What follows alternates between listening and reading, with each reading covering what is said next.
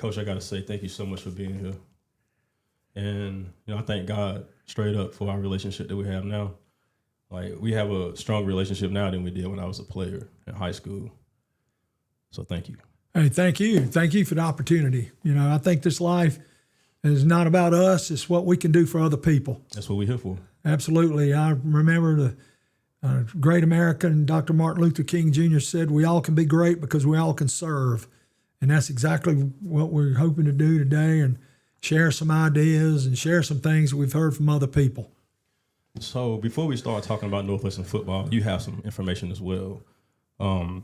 Let the audience know, like, what first drew you into football and eventually into coaching? Well, I think, you go back to when you were in the 6th, 5th, 6th, 7th, 8th, 9th grade, and it's those people that come into your life that make an impact on your life. And you take Coach Tommy Oates was the head coach at Rock Hill, and he was a phenomenal man.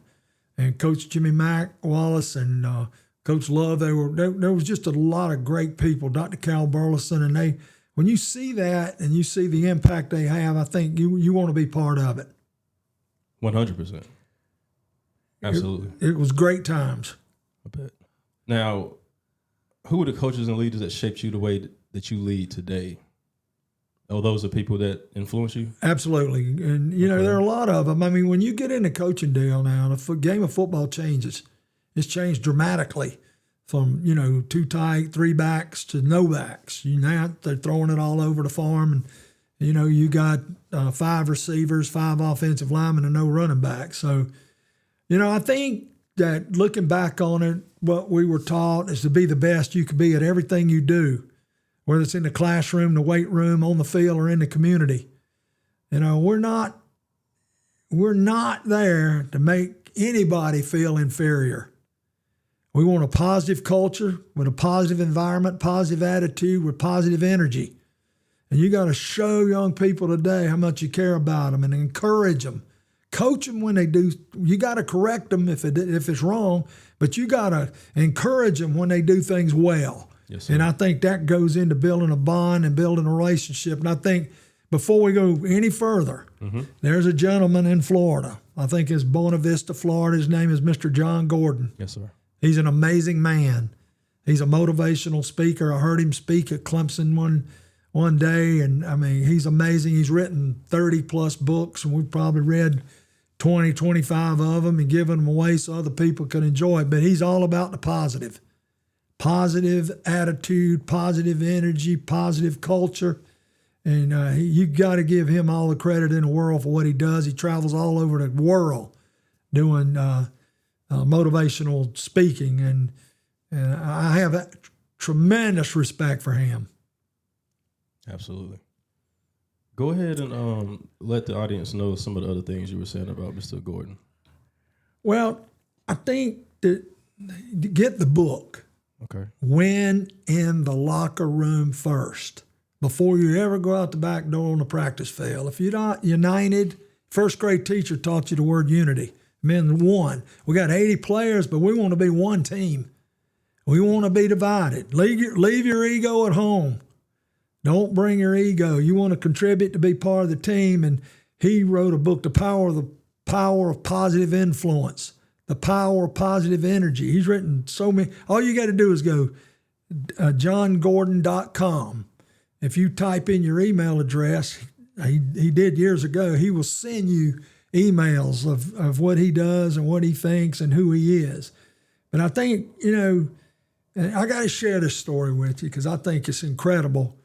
We were at Clemson years ago. It was probably 15 years ago, and we were blessed to hear Larry Kirksey speak. He was the wide receiver coach of San Francisco 49ers with Coach Bill Walsh when they won all those Super Bowls, and he coached Jerry Rice. And a lot of people think Jerry Rice may be the best player to ever play the game. So Jerry Rice would go to practice early and catch balls on the jug machine. He'd stay late after practice and catch balls on the jug machine. And at practice one day, he dropped 5 passes. And this is Coach Kirksey. I had lunch with him in Charlotte back in January at the American Football Coaches Convention. He sat right across the table, and I said, "You're Larry Kirksey?" He said, "Yes, sir, I am. Coach defensive backs in the NFL." Well, Jerry Rice told him, he said, Coach, I've dropped 5 passes and you hadn't said a word to me. I want to be coached hard. I want to be great. I don't want to be good. That's a powerful, powerful thing for a player to say to a coach. You know, you love them, but the job of a coach is to make them a better player and a better person. And I tell you, Mr. Gordon's an amazing man. He's done a lot for a lot of teams, a lot of businesses, and a lot of organizations all over the world. Let me ask you this.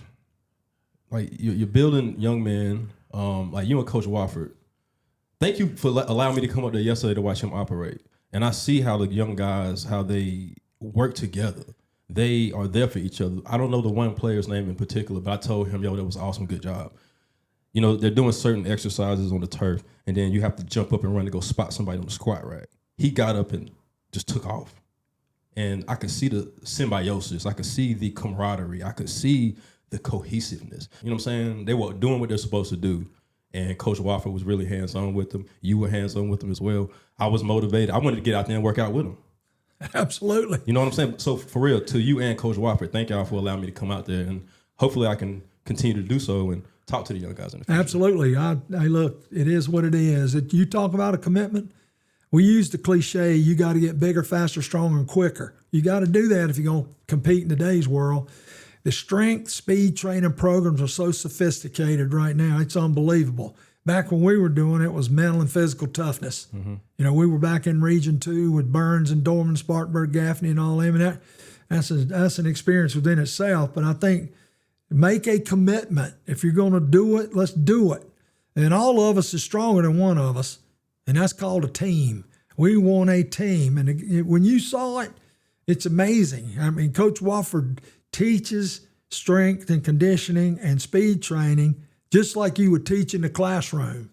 He's phenomenal at what he does there, and he believes in it. He knows what he's doing, and there's no free time in there.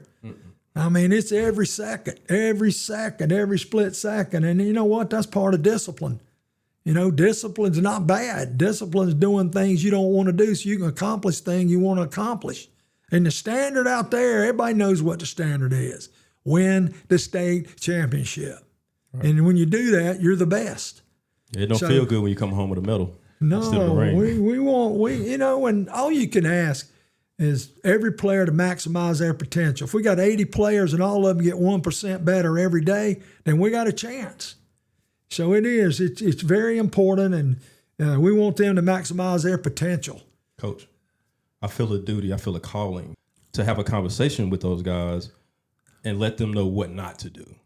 I want to talk to them before they even get to the crossroads. Absolutely. And that's about preemptive measures. I totally agree. I mean, I think you're dead on it. I think here's what I would say. I get a phone call from whomever, and I would say, you know what? How many people in this community want 80, 15, 16, 17-year-olds? You better be organized. You better have a plan. Yeah. You better be motivated. You better be able to effectively communicate. It's a huge responsibility. Absolutely. And you want to build a bond. Yeah. Build a trust. Yes, sir.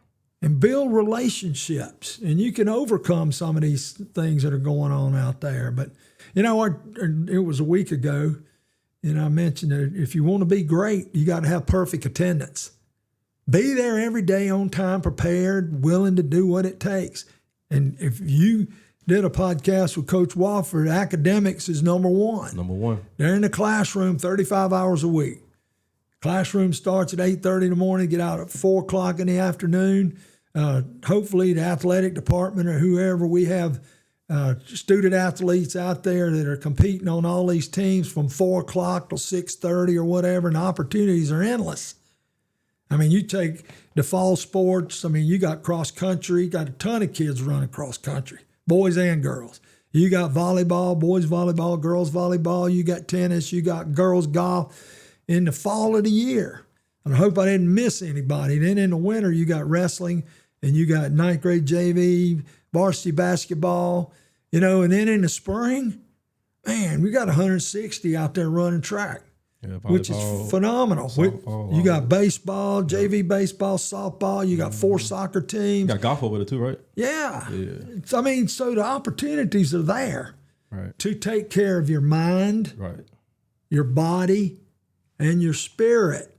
And hopefully that will be taken care of at home. Absolutely. I think that's important.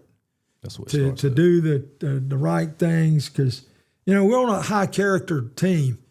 A high-character team, and a team that's highly motivated, and they know where they want to go. If you get in your car and take off and you don't know where you're going, you're lost. Right. We want to know exactly where what we're doing and what we got to do to get there, but I think they got to be in school every day on time. Don't be late, and come prepared. And, that's just the way it goes. And they've got to understand the word no. If there's a question, it's yes or no. And no will make you stronger. No will make you grow if you can handle no. A lot of people can't handle no. You ask the players, what are your expectations? Right. Where do you want to be? Where are you going? I'd walk down the hall and say, after the season, and say, well, what are you going to do next fall? Well, I don't know. Well, there's nothing wrong with I don't know, but being undecided don't last forever. Right. You got to make a decision. And I shared that story the other day of Northwestern baseball when all the dads are cooking, and I went back in the back and thanked them. And Wes Burton, who's a great guy, I said, Wes, you're a great dad. He said, Coach, you only got one time to do it. Right. Now, you told me that yesterday. I'm telling you. But what we wanted to do, we felt like, and every year it changes. You're going to graduate 30, 35 seniors. That one year, 2010, we had 44 seniors on that team, and we were playing South Point on ESPN. And they had Jadavion Clowney there. We're a very, very, very good football team. And so I decided we'd take all the seniors out, and we're going to facilitate the meeting. They're going to talk. So we get in the room, and they're wondering what's going on. And I said, well, we're going to empower you to be part of the process. What kind of team do you want? And if you participate in this, I'm going to take care of the pizza and the wings. But if you sit there with your hands in your pockets and you don't say nothing, you're going to pay for it. Right. So obviously they start speaking up. So we take those things that they said and type them up and put copies in their locker once all the coaches read them and agreed on what we were doing. But I believe a coach, you've got to, in today's world, you've got to listen. There are two type coaches.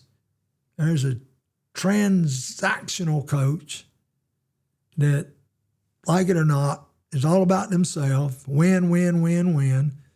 And that's old school. That's old school. Then you got a transformational coach that's out there trying to develop a player, total player, mind, body, spirit of that player. Whatever you got to do, bring in people from the outside. I mean, we were very, very blessed to have Reverend Ken Watson. No doubt. Dr. Awesome. Steve Heckard, Dr. Shelton Sanford. We wanted, and we learned this from University of Tennessee when Coach Philip Fulmer was there. We want to bring in the power people in the community to share their thoughts with the team. So they hear it at home, they hear it from the coaches, now they're hearing it from business people or whomever out in the community. So, and they respect that. They appreciated the fact that they were part of the process. What have we got to do to get it done? And, of course, we go from there. Yeah. Speaking of programs like that, so what do you do specifically to build a culture based on accountability with the players? Well, I think it goes back to those core values. And then the coaches have to be accountable as well. So that trickles down to the players, correct? Absolutely. But I think, as I mentioned earlier, a great program exists when the coaches work harder than the players.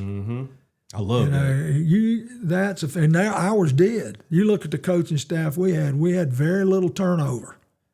We had Coach Carroll coaching defense with Coach McIntosh and Coach Barrett and Coach Pierce. And we had Coach Starchman was there for a while, and John Barrett was there. And on offense, we had Coach Turner coaching O-line. We had Thomas Ray coaching the quarterbacks. We had Mitch Walters coaching the running backs. And Coach Blake was coaching the receivers. Great football coach.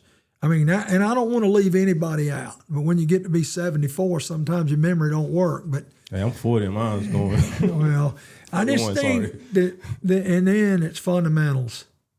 I mean, you got to coach fundamental football. You can't go out there and scrimmage all the time. You know, when you do, I think you're setting yourself up for failure. I read you a minute ago what Michael Jordan said, and I'll read it again. Please do. The great Michael Jordan may be the best athlete to ever play. He'd have been a great wide receiver, wouldn't he? Yeah, man. The minute you get away from fundamentals, whether it's proper technique or work ethic or mental preparation, the bottom can fall out of whatever you're doing. Now that's one of the greatest athletes to ever play. I think the other thing that is critically important is there are things that require zero talent. You don't have to have a lot of talent to be on time. You don't have to have a lot of talent to work hard every day and maximize your effort and have positive energy with the proper body language. Look at our team that went to the State House yesterday. By the way, we coached the Speaker of the House. Tommy Pope was the Speaker of the House. He was standing up there. I remember when he played football. And that's unreal to have a positive attitude, passion and purpose, and be coachable. To be coachable, you got to be a good listener. That's so important. In Ecclesiastes, King Solomon said, be a man of few words. In the first chapter of the book of James, it says, be quick to listen and slow to speak. There's power in silence. In Proverbs, book of Proverbs, it says, cover your mouth. Don't listen to reply. Right. Listen to learn. Active Reverend listening. Ken, that's right. Reverend Ken Watson would say, listen with your eyes and your ears. You got to teach them that. You know, do more than is expected. We interviewed a coach one time, and I asked him, I said, why do you want to come to Northwestern? He said, Coach, I'm going to do more than you asked me to do. I'm going to be early. I'm going to stay late. That's the kind of people we want. Be prepared and be organized and know what you're doing and focus on what you're doing and do it well. And the other thing I think that people refrain from talking about is be a good practice player. Everybody wants to play when the lights come on, you know, but part of the process, we work Saturday to get ready and sometimes later on Sunday afternoon after church. And so we'd be ready to practice Monday, Tuesday, Wednesday, and Thursday. But if you're not a good practice player, you're probably not going to maximize your potential when the game starts. You know, everybody wants to play in the game, but you know, you got 7 things to improve your team. You care about each other. You love each other. You're selfless, not selfish. Leave your ego at home. Be an encourager. Have unity, optimism, communication. Now, if you want to sabotage your team, have negative energy vampires out there that complain and whine. We don't want any complainers. We don't know high egos. We don't want jealousy or resentment or bitterness. We want a solid team, a solid foundation out there that we can compete with. 100%. Earlier, I had a flashback of when you be on the field. You say outside drill, or inside drill, outside drill. I remember one time at practice, I went across the middle. I did like a drag route. And Justin Rainey, J. Ray, he hit me one time, coach. That was tough. The inside drill was tough, man. Because, you know, I played tight end, so just be down there with the guys. Down there with Coach T.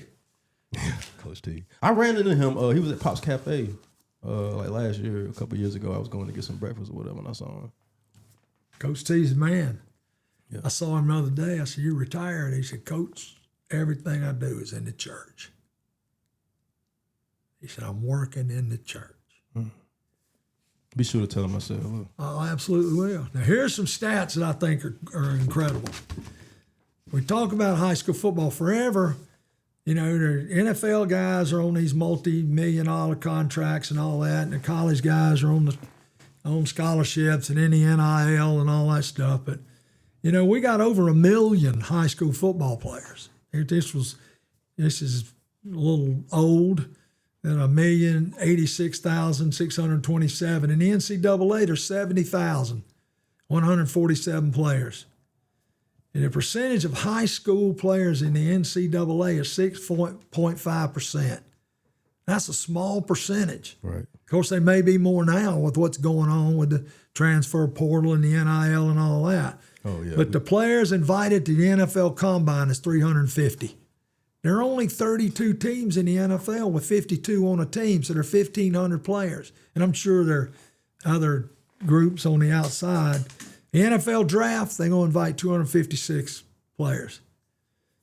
The percentage of NCAA in the NFL is 1.67%. You got a better chance being a brain surgeon. But people, they watch TV and they watch the game. I'm going to play in the NFL. Yeah. Well, you better go to class and you better take academics important. You better do your homework every night. The academic part is going to determine your success later on in life. There's no question about it.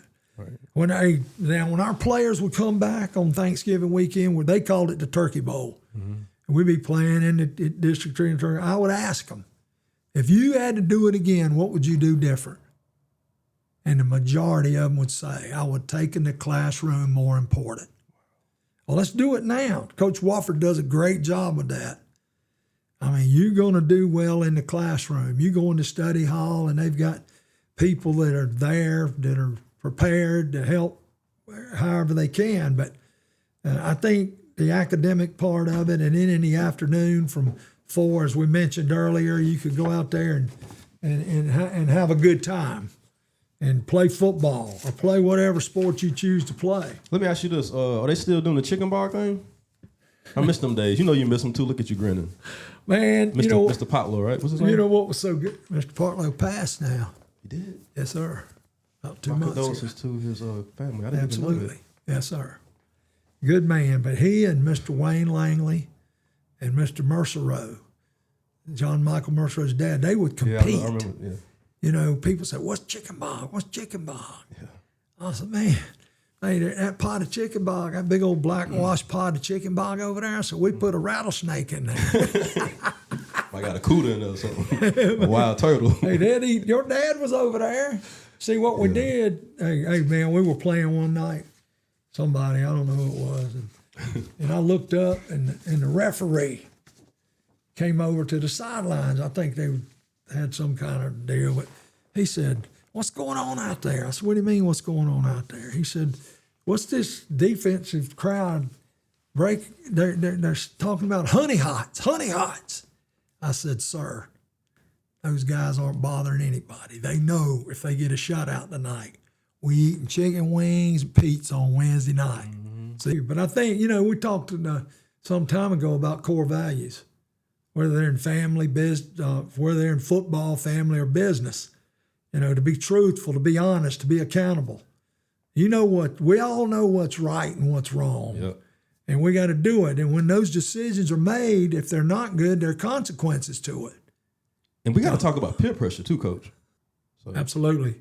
I'll share this with you. We were at the University of Michigan years ago, and they had a team meeting, and that's when Coach Schembeckler was there, and he made it clear there's no player or no coach more important than the team. It's all about the team. And then he let an NFL big defensive lineman walk up there. And he said, if I could do one, there's 115 players in there. I'm talking about players, grown men. Yeah. And he said, if I could do anything for you, I would choose your friends. Yep. That's a major statement. It's big. But going back to core values, be truthful, be honest, be accountable, know what's right and wrong, be honest, have absolute integrity and impeccable character. And to me, love your family, love the players, love the team, because that's where it all happens out there now. You hear that all the time now. Coach, I love you, all this stuff. You got to be willing to give more. There are givers and takers out there. Would you say earlier, the more you give, the more you receive? Absolutely. I love that. But you got to forgive yourself and forgive others and move on. You want to accumulate talent, no doubt. That's a progressive developmental process. In this town, you got flag football, Then you got the 8U team, you got the 10U team, the 12U team, the 7th grade team, 8th grade team, 9th grade team, JV team, and varsity. And they're all different. They're age-based appropriate. So we're blessed in this town to have that. There's a question in here that you ask, and I do think that which city, the county, the school, we need to invest in young people. 100%. The children, they need to be on a team. They need to be willing to subjugate their own personal welfare for the welfare of the team. Sacrifice yourself for the greater good. I'm serious. I think it's, and I'll mention this one more time. If you're a reader and you want something great to read, Win in the Locker Room First by Mr. John Gordon. The Power of Positive Leadership by Mr. John Gordon. It's great. The process is the focus, but it's not the result. And the guy that says that over and over is Coach Nick Saban, probably one of the greatest coaches ever, no doubt. And I heard the coach one night speak to the team. He said, no drugs, no alcohol, no firearms are not core values, but common sense. Yeah. Effective I think today you got to communicate. You got to have effective communication. You teach the players to manage chaos in practice and develop the players reps. We want reps. When the season starts, we want more reps than anybody we play.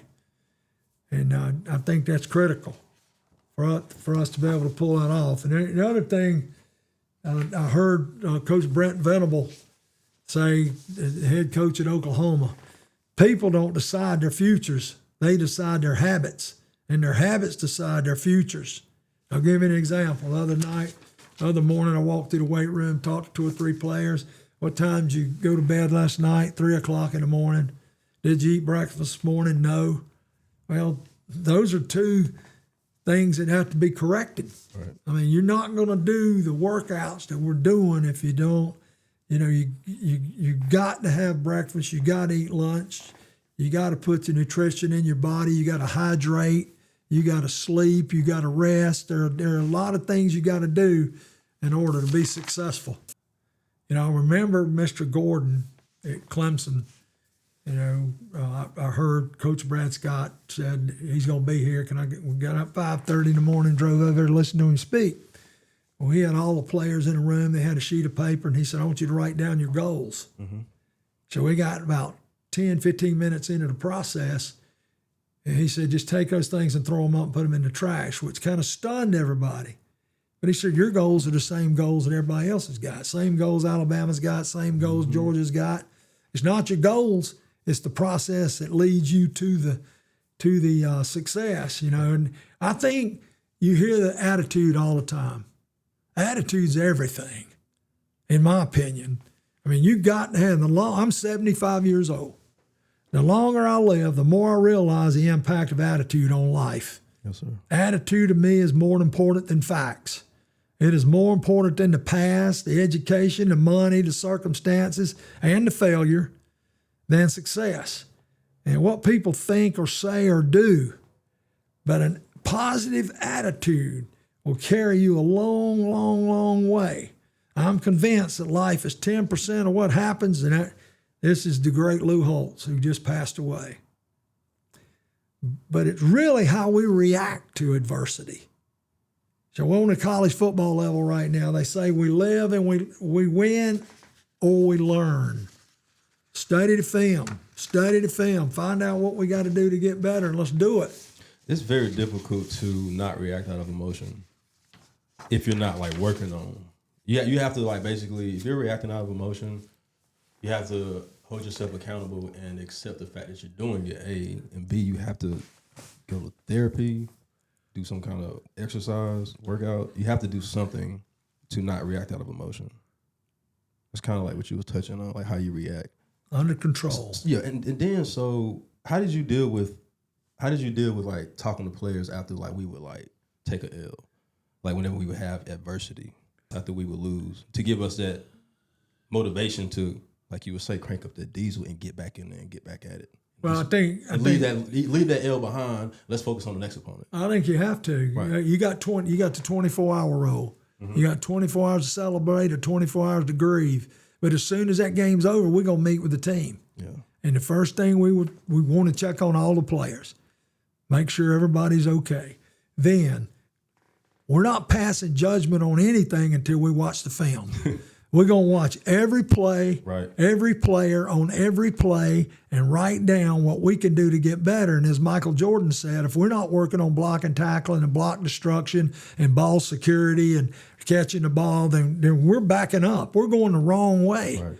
So we want to work on the individual fundamental football stuff every day, every single day. If we're not doing that, I don't think we can be effective. To the point, and I heard as a coach at Penn State was at the boat show in Charlotte. He's a trout fisherman. Oh, yeah. You mentioned fishing I'm glad earlier. you brought that up.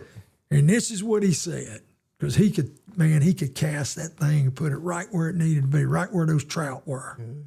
He said the most basic fundamentals when refined to perfection equals advanced techniques. Now, that's Greek to some people, but you got to do it over and over and over. Coach Saban would say, we're going to do it so many times in practice that when they get in the game, they can't do it wrong. Because the key to the mother of learning is repetition. Do it over and over and over and over and over. You got these coaches out there today, they got these 20-page playbooks. Well, if they can't execute it, don't try it. It ain't going to work. Right. We need 4 runs. We need 4 runs. And if we can run into perfection against multiple defensive fronts, we got a chance. You know what I'm saying? Rather than it's not what the coach knows, it's what the players can execute. Where do you draw the line as far as discipline with the player? I'm talking about like in the locker room, stuff like that. Things that you didn't tolerate. Well, I think that you want to iron that out before the season starts. Right. They want to know what the expectations are. Yeah. If they know and you put it in the locker, are they going to be perfect? No, they're not. They're 15, 16, 17-year-old young men. And, we'd go 2-a-days. And then I'd be down there, and they'd be in a locker room wrestling. So I'd walk up there and blow the whistle. It's obvious we're not working hard enough. Right. And we you were got working. Too much energy in your wrestling going on. We were working very hard. Yeah. And they did it. I mean, but I think that you make bad decisions or consequences. So I'll share a story with you. Mm-hmm. You remember down on the opposite end of the field where the hill dropped down? 100%. There was only one player that ran that hill more than one time. And he called me one night. Yeah. And he was in Ohio because I named the hill John Spratt Hill. Because he would run that hill. And I would say, we're going to run up and down this hill till I get tired and I'm not running. So he said, Coach, I just want you to know I own my own house. I'm married. I have children. And all the hard work that we put in and all the crazy things I did have worked out for me. Ooh. Thank you for not giving up on me.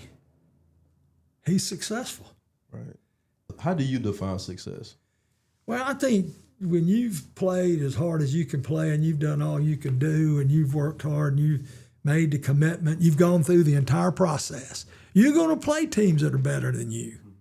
I mean, to me, yeah, you want to win every game you play, but who has won every game they played? Nobody. I mean, you're gonna come up short, and then it's how you respond to it. How do you react to adversity? You don't want to lose the team now. We're not into the blame game, pointing fingers. You did this and you did this. We got position coaches. O-line, receiver, running back, D-line, linebacker, secondary, grade the film, find out fundamentally what we got to work on. When we play somebody, we wanted their best 4 inside runs, outside runs, and throws. Now, today that would be hard because there would be a million throws because everybody's throwing it all over the yard. Airing it out, yeah. But, you can't be with them when they're successful and not with them when we come up short. Now, that's backward. They need, let's talk about this. The team gets beat. They need more support then than when they win. Yeah, I mean, sure you want to win every game you play, but we got to regroup. Coach, I got to bring this up. Tell it. We would have won state if Denzel would have been on that field, Denzel Hinton. And he had broke his arm against Dorman. Shout out to Black. Against Spartanburg. He broke his arm. I remember watching him on film, and his arm was just... Great player. No doubt. That's one thing I can't let go. I really wish we would have won, but it is what it is. Yeah, I mean, we missed field goal. We make that field goal, we're in there. But hey, they were a pretty good team. I agree with you. If Denzel had been in, it'd been a different game. Entirely different. Yeah, but you can't, And then you would know back to it. It's a team effort, of course. But man, him on that field, it's a nightmare for the opposing team. That's all I'm saying. Great player. Yeah. What do you think about, what's your whole outlook on this whole NIL thing now? I know you had kind of... I'll be honest with you. I'll tell you, I don't know enough about the intricate details of what's going on, but I agree with Coach Sweeney. A young person goes to college to get a college degree, playing whatever sport they want to play, and then when they can't play that sport anymore, they have an education, they have a degree so they can get a job. But like it or not, I don't like it. It's all about money. Money, money, money. But I do believe that 4 years of college, getting a degree in academics are going to determine the success of your life long after whatever sport's over. But you got people that are going in, you got people going in the NIL and they're picking up 30, 40 players. All right, let me ask you this. Here's who's getting shortchanged as the high school kids. But you're a college coach and your job's on the line. Mm-hmm. If you don't win, you're going to get fired. That's a fact. Yeah. So do you want a player, an offensive, defensive lineman, linebacker, receiver, that's played college football for 2 years and he's in the portal? Or do you want to go get a high school player and put him in that position as a freshman? I would want somebody with some experience. Well, I think the more experienced player is going to lead, to success. Right. So, you got some schools in the country that picked up 40, 45 players. And what I don't like about it is I'm in your den recruiting your son. And I recruit him, and then the next year, we don't want him. We're going to take another player. I don't think the transfer portal is life. But who am I? Right. If you're not in the middle of it and you don't see you're not in the meetings and you don't get the emails and you don't get the interpretation of exactly what goes on, how can you have an opinion? Right, and then now the conversations that parents are having with their kids, the players in high school, is totally different from back in the day, I would assume. Right? Right. I agree. Yeah, I don't know. Totally agree. I still think that being on a team, playing on a team, is a tremendous learning experience. To the point that I think to get a high school diploma, that a student should be on a team. Be it the band, the chorus, the ROTC, volleyball, basketball, wrestling, track, football, baseball, soccer, softball. All the opportunities out there are there. It's much better than going home at 4 o'clock to an empty house. Yeah. You follow me? 100%. I said that. Absolutely, yeah. To a person higher up. Mm-hmm. We're not. Athletics is very important. Mind in the classroom, 5 days a week, 35 hours a week, which is the way it's supposed to be. From 4 o'clock to 6, 6:30, 7. Physical, physical fitness enhances academics. Yeah. And to be active and compete. You have to. And be able to be part of a team. And then I just think that the rewards are unreal. You know what I was just thinking? It does start at home. You have to give your kid chores to do, right? Absolutely. So once they get to a high school team, they know that they have to do their like job. They're going to be accountable for whatever their assignment is. That should trickle down to future real life situations, is all I'm saying. And you asked a question. Like giving them that responsibility. You asked the deal about youth sports. Mm-hmm. Now, come on now. 2 years ago, we hosted 6 state championship games in one day in District 3 Stadium for the 8U, 10U, 12U. Mm-hmm. Well, the 8U team won it. That's Ty Colvin's team. And Snoop Brown's team won it for the 4th year in a row. Wow. And the 12U team was yards away from winning it. So we get in the car, we drive to South Carolina State University and watch the Northwestern Trojans win it with 30 seconds to go on the clock. They got the ball to -8. They're 80 yards away. Go down the field, Finley Poe, kick the field goal to win the state championship. That means we won 1, 2, 3 state championships in one day. So last year, we did the same thing, and How about them Trojans? ain't no doubt. Ain't no doubt, man. We were on the radio 12:30 in the morning, and somebody said, "What are you thinking?" I said, "You sure you want to know?" They said, "Yeah." I said, "All God's children said, go Trojans." Hey, I'm not sure if you're going to continue with that. I'm not trying to be rude, but can you share rude. what you said earlier? Well, not earlier, but it was like we was walking around the track, I think, about how we prepared for a state championship game, to prepare to be conditioned for the heat. Do you remember that conversation we had? Yeah, I do. But I think the preference was Maybe West South one. that we've been playing at 7. We played at 8 o'clock for years. Mm-hmm. Then we played at 7:30. Mm-hmm. And when the sun goes down, it's a little bit different. Right. Now, guys, we're going to play at 1 o'clock. And it was hot. Yeah. It was real hot, which is part of it. But, you've gone from 30-degree weather, the cold, to the heat. Yeah. So you've got to have your body acclimatized for the conditions. Absolutely. You're a good man. Well, thank you. And I appreciate you. I'm working on it. I mean, I appreciate you, and like I say, I give all the glory to God, Coach. Amen. Amen. Absolutely. All the glory. Well, I think I'll share this with you right quick. Please. When you're 75 years old and retired now in 2011, and 15 years later we're still going, I want to get out of bed at 6:30 in the morning, read the right stuff. Yes, sir. And get out of the house.